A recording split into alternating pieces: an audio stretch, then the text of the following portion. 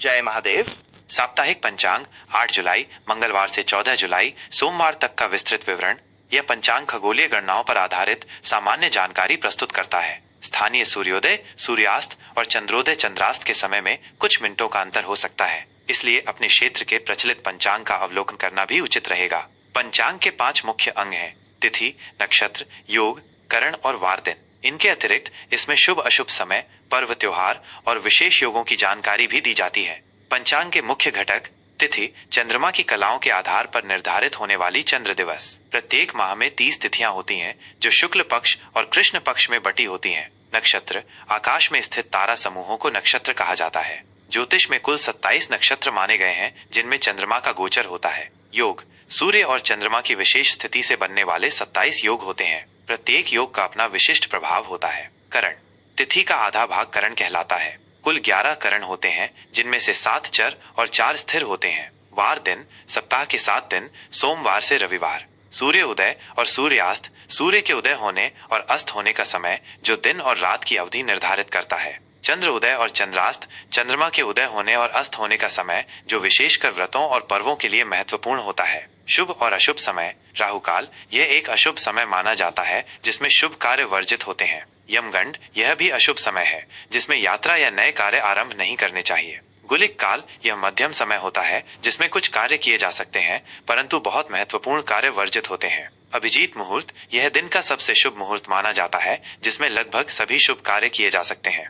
मंगलवार 8 जुलाई 2025। तिथि त्रयोदशी अगले दिन सुबह 6:30 बजे तक रहेगी। उसके बाद चतुर्दशी का आरंभ होगा। नक्षत्र पूर्वाषाढ़ा नक्षत्र दोपहर 1:45 बजे तक रहेगा, फिर उत्तराषाढ़ा नक्षत्र का प्रवेश होगा। योग सौभाग्य योग सुबह 8:15 बजे तक रहेगा। उसके बाद शोभन योग का प्रभाव रहेगा।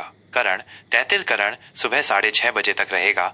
तत्पश्चात गर करण का आगमन होगा। सूर्य उदय सुबह 5:54 बजे। सूर्यास्त शाम 7:18 बजे। चंद्र उदय सायं 5:20 बजे। चंद्रास्त अगले दिन प्रातः 4:30 बजे। शुभ अशुभ समय: राहु काल दोपहर 3 बजे से 4:30 बजे तक। यमगंड सुबह 9 बजे से 10:30 बजे तक। गुलिक काल दोपहर 12 बजे से 1:30 बजे तक। अभिजीत मुहूर्त सुबह 11:58 बजे से दोपहर 12:51 बजे तक। विशेष जया पार्वती व्रत का आरंभ। यह व्रत संतान प्राप्ति और सुखी वैवाहिक जीवन के लिए किया जाता है।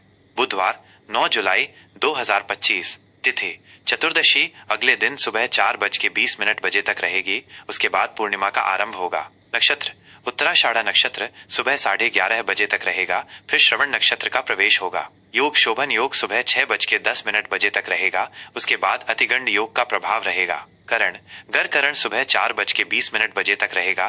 तत्पश्चात वणिज करण का आगमन होगा। सूर्य उदय सुबह 5:54 बजे। सूर्यास्त शाम 7:18 बजे। चंद्र उदय सायं 6:30 बजे। चंद्रास्त अगले दिन प्रातः 5:30 बजे। शुभ अशुभ समय: राहु काल दोपहर 12 बजे से 1:30 बजे तक।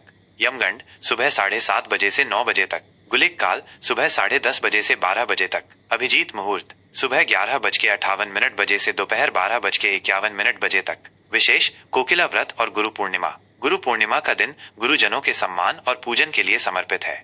गुरुवार 10 जुलाई 2025। तिथि पूर्णिमा दोपहर 2 बजे तक रहेगी। उसके बाद प्रतिपदा का आरंभ होगा। नक्षत्र श्रवण नक्षत्र सुबह 9 बजे तक रहेगा, फिर धनिष्ठा नक्षत्र का प्रवेश होगा। योग अतिगंड योग सुबह 4 बजे तक रहेगा। उसके बाद सुकर्मा योग का प्रभाव रहेगा।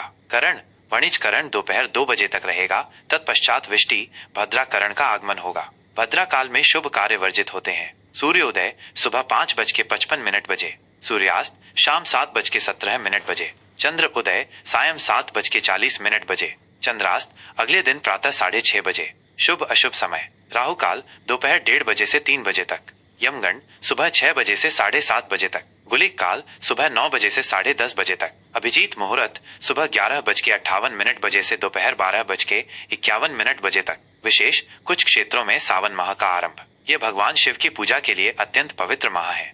शुक्रवार 11 जुलाई 2025। तिथि प्रतिपदा दोपहर 11:30 बजे तक रहेगी। उसके बाद द्वितीया का आरंभ होगा। नक्षत्र धनिष्ठा नक्षत्र सुबह 6:30 बजे तक रहेगा, फिर शतभिषा नक्षत्र का प्रवेश होगा। योग सुकर्मा योग सुबह 1:45 बजे तक रहेगा। उसके बाद धृति योग का प्रभाव रहेगा। करण विष्टि भद्रा करण सुबह 11:30 बजे तक रहेगा। तत्पश्चात भव करण का आगमन होगा। सुबह 5:55 बजे। सूर्यास्त शाम 7:17 बजे। चंद्र उदय सायं 8:50 बजे। चंद्रास्त अगले दिन प्रातः 7:30 बजे। शुभ अशुभ समय राहु काल सुबह 10:30 बजे से 12 बजे तक। यमगंड दोपहर 3 बजे से 4:30 बजे तक। गुलिक काल सुबह 7:30 बजे से 9 बजे तक। अभिजीत मुहूर्त सुबह 11:58 बजे से दोपहर 12:51 बजे तक। विशेष इस दिन कोई विशेष व्रत या पर्व नहीं है। शनिवार 12 जुलाई 2025। तिथि द्वितीया सुबह 8:45 बजे तक रहेगी, उसके बाद तृतीया का आरंभ होगा। नक्षत्र शतभिषा नक्षत्र सुबह 4 बजे तक रहेगा, फिर पूर्वा भाद्रपद नक्षत्र का प्रवेश होगा। योग धृति योग रात 11:30 बजे तक रहेगा, उसके बाद शूल योग का प्रभाव रहेगा। करण भवकरण सुबह 8:45 बजे तक रहेगा, तत्पश्चात बालव करण का आगमन होगा। सूर्योदय सुबह 5:56 बजे। सूर्यास्त शाम 7:16 बजे। चंद्र उदय सायं 10 बजे। चंद्रास्त अगले दिन प्रातः 8:30 बजे। शुभ अशुभ समय राहु काल सुबह 9 बजे से 10:30 बजे तक। यमगन दोपहर 1:30 बजे से 3 बजे तक। गुलिक काल सुबह 6 बजे से 7:30 बजे तक। अभिजीत मुहूर्त सुबह 11:58 बजे से दोपहर 12 बजे से दोपहर 12 बजे तक। विशेष संकष्टी चतुर्थी इस दिन भगवान गणेश की पूजा की जाती है और चंद्र दर्शन के बाद व्रत का पारण होता है। रविवार 13 जुलाई 2025। तिथि तृतीया सुबह 6:15 बजे तक रहेगी, उसके बाद चतुर्थी का आरंभ होगा। नक्षत्र पूर्वा भाद्रपद नक्षत्र रात 1:30 बजे तक रहेगा, फिर उत्तरा भाद्रपद नक्षत्र का प्रवेश होगा। योग शूल योग रात 9 बजे तक रहेगा, उसके बाद गंड योग का प्रभाव रहेगा। करण बालव करण सुबह 6:15 बजे तक रहेगा, तत्पश्चात कौलव करण का आगमन होगा। सूर्य उदय सुबह 5:56 बजे। सूर्यास्त शाम 7:16 बजे। चंद्र उदय रात 11 बजे। चंद्रास्त अगले दिन प्रातः 9:30 बजे। शुभ अशुभ समय राहु काल शाम 4:30 बजे से 6 बजे तक। यमगंड दोपहर 12 बजे से 1:30 बजे तक। गुलिक काल दोपहर 3 बजे से 4:30 बजे तक। अभिजीत मुहूर्त सुबह 11:58 बजे से दोपहर 12:51 बजे तक। विशेष इस दिन कोई विशेष व्रत या पर्व नहीं है। सोमवार 14 जुलाई 2025। तिथि चतुर्थी सुबह 4 बजे तक रहेगी, उसके बाद पंचमी का आरंभ होगा। नक्षत्र उत्तरा भाद्रपद नक्षत्र रात 11 बजे तक रहेगा, फिर रेवती नक्षत्र का प्रवेश होगा। योग गंडी योग शाम 6:30 बजे तक रहेगा, उसके बाद वृद्धि योग का प्रभाव रहेगा। करण कौलव करण सुबह 4 बजे तक रहेगा, तत्पश्चात तैतिल करण का आगमन होगा। सूर्योदय सुबह 5:57 बजे। सूर्यास्त शाम 7:15 बजे। चंद्र उदय अगले दिन प्रातः 12 बजे। चंद्रास्त अगले दिन प्रातः 10:30 बजे। शुभ अशुभ समय राहु काल सुबह 7:30 बजे से 9 बजे तक।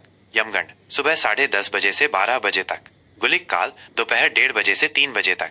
अभिजीत मुहूर्त सुबह 11:58 बजे से दोपहर 12:51 बजे तक। विशेष सावन सोमवार यदि सावन माह का आरंभ हो चुका है तो यह पहला सावन सोमवार होगा, जो भगवान शिव की पूजा के लिए अत्यंत शुभ माना जाता है।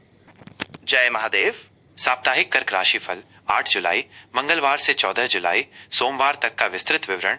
यह राशिफल चंद्र राशि पर आधारित एक सामान्य भविष्य फल है। यह आपकी व्यक्तिगत जन्म कुंडली के ग्रहों की स्थिति के अनुसार भिन्न हो सकता है, इसलिए इसे केवल एक मार्गदर्शक के रूप में देखें। आपके कर्म और विवेक ही आपके भाग्य के असली निर्माता है। सामान्य स्थिति यह सप्ताह कर्क राशि के जातकों के लिए भावनात्मक संतुलन, घरेलू सामंजस्य और व्यक्तिगत सुरक्षा पर केंद्रित रहेगा। आपकी स्वाभाविक संवेदनशीलता और पोषण करने वाली प्रकृति इस सप्ताह आपको दूसरों से जुड़ने और अपने प्रियजनों की देखभाल करने में मदद करेगी। सप्ताह की शुरुआत विशेषकर मंगलवार और बुधवार आपको आंतरिक शांति और भावनात्मक स्थिरता प्रदान करेगी। आप घर और परिवार से संबंधित मामलों पर ध्यान केंद्रित करेंगे और उनमें संतोष पाएंगे। यह समय आत्मचिंतन और अपनी प्राथमिकताओं को पुनः स्थापित करने के लिए अत्यंत अनुकूल है। हालांकि सप्ताह का मध्य भाग गुरुवार और शुक्रवार कुछ छोटी मोटी घरेलू असहमति या भावनात्मक उथल पुथल ला सकता है, जिसके लिए आपको अपनी संवेदनशीलता पर नियंत्रण रखने और स्थितियों को धैर्य से समझने की आवश्यकता होगी।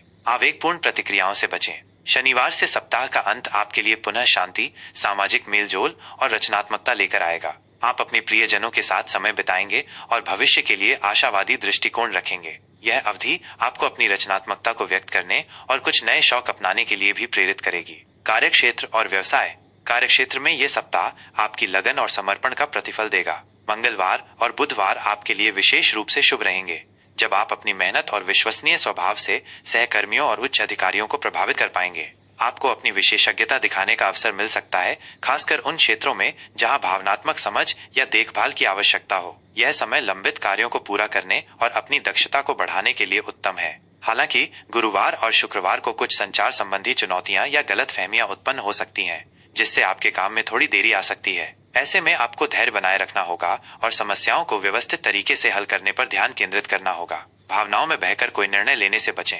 व्यावसायिक क्षेत्र से जुड़े लोगों के लिए यह समय मौजूदा ग्राहकों के साथ संबंधों को मजबूत करने और अपनी सेवाओं या उत्पादों की गुणवत्ता में सुधार करने पर ध्यान केंद्रित करने के लिए अनुकूल है। नए बड़े सौदे अभी टालना बेहतर रहेगा, लेकिन छोटी मोटी साझेदारियां या सहयोग लाभदायक सिद्ध हो सकते हैं। सप्ताह के अंत तक आपके प्रयासों का सकारात्मक परिणाम दिखेगा और आप अपने काम से संतुष्ट महसूस करेंगे।